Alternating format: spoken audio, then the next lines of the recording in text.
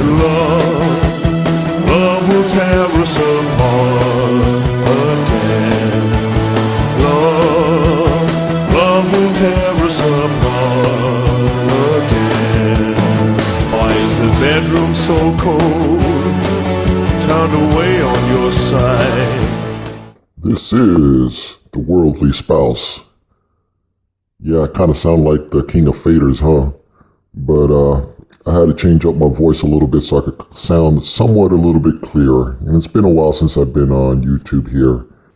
I'm not trying to bite his style, not at all. I may play around with this new voice changer here.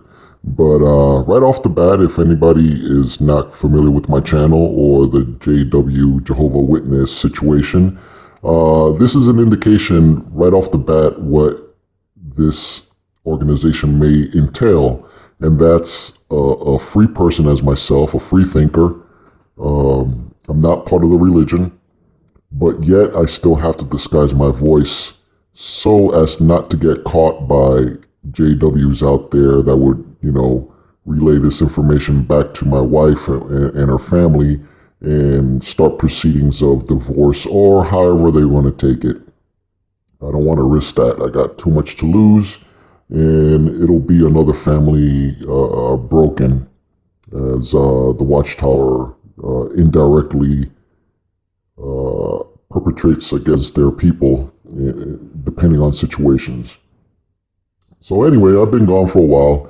Once in a while, you do have to go away, depart yourself from negativity, which the JW, in my opinion, does incur on their people, and along with their, spouses, non-religious, non-JW spouses. In other words, worldly spouses as well. So I have to sort of, get away for a while, drop the activism for a little bit, just to, gather myself up again, bring some positivity in our lives. I have young kids, so I don't want their perception of the world so far to be, really negative. I mean, from the get-go, because the JW, they don't filter anything. And they somewhat filter the parents or the grandparents, in my case. They do filter out the high negativity stuff like, 8 billion people dying because they don't convert over to the JW religion. But they will not say that. They will just tell them that, pandas and lions, you could go up to them and pet them in the new afterlife or the new system. And situations like that, it's not doom and gloom in the beginning, but surely enough, it will turn into doom and gloom when they start to fully understand the JW dogma. I'd just like to get away from that for a little bit and bring some positivity into the family. So far, I've been just sitting back and watching things happen on YouTube and Russia and everywhere else. We're coming up against the JW convention season here soon, so that's going to be a joy. And also a bunch of assemblies and stuff that they're having beforehand. I don't know if they're doing any damage control or prepping their flock as to what to come. I guess the big announcement is the declaration that the faithful slave is not inspired by God. So that's going to turn off a lot of people. And out of all times for me to, not have my wife go to the meetings or miss it or something to that effect, this was probably the only time that I did wanted her to go to the meeting that made that declaration in their talk, so she could hear it for herself from the horse's mouth, that particular message that the governing body is giving out, that they are not inspired by God themselves. So like I said, my wife, she's suffering from anxiety, so she gets quite a bit of anxiety before the meetings because it's so negative to her, subconsciously, but she wouldn't admit that or make that correlation. Right before I stopped making videos for a little bit, just taking a break, I started to kind of like ease into her the truth about the truth, the UN membership for 10 years. I told her about that, and we actually seen Jeffrey Jackson's testimony on the Australian Royal Commission, and that kind of gave me quite a bit more of an insight as to how her reaction will be and how she would, handle that. And the cognitive dissonance of that whole situation took effect really hard on her, or it was really strong, her dissonance about the whole thing, denial, and the usual expressions about that whole situation came to a head. And yeah, we argued for a little bit about it, and the blood issue, and then she's tried to call me holier than thou, this and that. No big deal. So I kind of pulled back so as not to, drive her too much away from me. But she didn't get to go to that meeting, and she hasn't been to a meeting in quite a while. I mean, I think she averages maybe once a month. So they say that the less that you go to these things, the less indoctrination you have, and you start to think for yourselves for a little bit there. So I don't give any help as far as the kids, as far as dressing them up to go, or my wife is the type of person that will be late to her funeral. So I let that get into play, and I'm just quietly observing what's going on, and looking for a chance to kind of give my 2 cents worth of into whatever subjects or topics about the whole JW thing. And it's a hard life being married to a JW. It truly is. And my channel here is basically geared towards worldly people as to what to expect when dating or being married to a Jehovah Witness that's still within the religion, and how they will, interact with you, and it is really strange, and it's not for the faint-hearted, that's for sure. I would think you would really need to be truly in love with the person that you're with, or wanting to be with that person to endure such complications in your relationship. I have kids involved, so that adds to it an extra few degrees of, commitment to see it through. Because now you have a few, kids or people brought into this whole mess. And as far as myself, I want to be there till the very end, as far as, making sure that they don't go that route. But like I was saying before, the channel is mainly geared towards worldly people, people not of the Jehovah Witness faith, to understand what they're getting into. I don't think I've mentioned this before, but hindsight is 2020, so I really don't like to go back in time, because it cannot be changed. You have to sort of deal with the situation that is on hand now and in the future. So if someone would ask me if I would do this again, knowing what I know now, with the relationship with my wife, I would truly have to say that I would not get into this relationship knowing what I know now. Like I said, hindsight is 2020, but then again, you can't really play these mind games with yourself as far as regret. I don't think I have feelings of regret.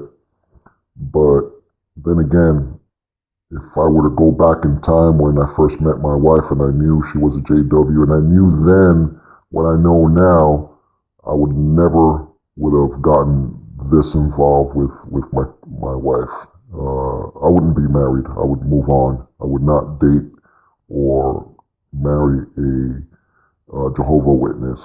And even if there were disfellowship or maybe having doubts, I still wouldn't go down that road, because there may be a possibility that they would go back to their religion. In this case, my wife, she's done that. We met while she was disfellowship, and later on she joined back in again, being reinstated.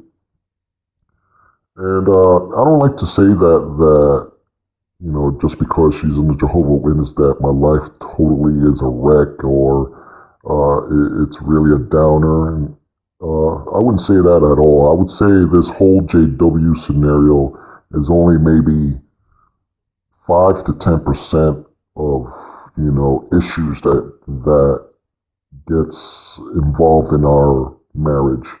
I think from her perspective, it would be more 80% because I'm not a believer, so I'm not going to be there at the end. And then having this voice of a different opinion with the kids, so to her, it's a life and death situation where, from my perspective, it's more of a quality of life issue, a civil rights issue, and so forth. Yeah, that's what's going on now, and I'm looking at this Russian deal with the ban there, and just to bring things under perspective, I wouldn't think too much about the Russian ban at all, because if you really think about it, most of their history was in full, dictatorship with the Russian regime. I grew up in the Cold Era, so I knew that fear of Russian missiles being lobbed towards us and everything, and they do have a reputation of being heavy-handed as far as their, justice system. They were only a quasi-capitalist society, non-communist, maybe socialist a little bit, I don't know. I don't know what to classify them anymore, but they're surely not, Soviet 1970 style, Russian society. They're a little bit more freer, but I think they still have quite a bit of overtones of their older regime, of their older way of doing things, where, so what if they ban a whole religion? That's how they do business. I mean, they don't have, I don't think, the finesse or the sophistication of, let's say, the Australian Royal Commission, where they do go into the background, get all the evidence, and present the evidence to the JW and have them answer for themselves, where on the Russian side is like, you're banned, I don't care what you are presenting as evidence, it doesn't matter, you're going to be banned regardless. So in that aspect, I mean, what can I say? It's Russia. They still have some of that old guard, mentality, especially with Putin heading up the nation. Personally, as a worldly person and being part of the armed services and taking that oath to defend people's rights to civil rights in general, free speech, free decision to worship whatever you want, and all that good stuff that we all, care about. I'm pretty horrified of the total ban of the Jehovah Witness in Russia, because that sets a dangerous precedence, in my opinion, as to other religions as well. Not only that, I think that worldwide, card-carrying rank-and-file JW members will be less likely to go to the authorities for other issues like child molestation or abuse of some sort from the organization, whether it be direct or indirectly or policy-wise. I think the rank-and-file will hesitate to go to authorities when they, compare Russia's response to the JWs with, let's say, the Australian Royal Commission or the UK or the United States. They're just going to lump them all into Satan's system and be more, regressive in their, affiliation with those groups or nations, So I don't think they're going to come to the authorities anytime soon with other issues like that. Also, like in a country like Russia, where the authorities have banned the JWs, I would say that there may be some instances of violence against JW members from all the other populations, because now they're singled out as extremists. And, there's ignorant people everywhere, and one of these yahoos are going to come around and beat up on the JWs there on the street or whatever. It happened during Nazi Germany back in the day. It could happen still now, so I don't know what to say about that. In any event, is a propaganda bonanza for the JW organization, so that's another sort of offset of the situation with the JWs in Russia. But on the other hand, it will bring the Jehovah Witness organization under the microscope from regular citizens throughout the world now, because if somebody's curious, all they have to do is get on the internet and Google Jehovah Witnesses, and what are they going to see? They're going to see the ex-JW community material out there explaining what's really going on. So, and that's flip of a coin. It's good for the activism against the Watchtower organization. And I think that's what's going to happen. People are going to, weigh both sides. They're going to say, yeah, Russia's a little bit heavy-handed and wrong about the situation about the ban. But then again, I don't blame them for banning them. The sympathy will be sort of declawed from the JW cause as far as screaming foul play from the Russian authorities. And all the propaganda that the Watchtower is producing these days, and making their members write letters and everything, it's just an in-house house cleaning sort of call of arms to their congregations throughout the world. But the regular public out in the world is going to see this as nothing. All right, I think I rambled enough here, and I got some gems coming up here pretty soon that I think would either amuse or disgust some of you guys out there. So stay tuned for that, and then I hope the voice sounds nice and clear now. You could probably make out a bit more of what I'm saying, but I still have to keep it in disguise because the JW don't play. All right.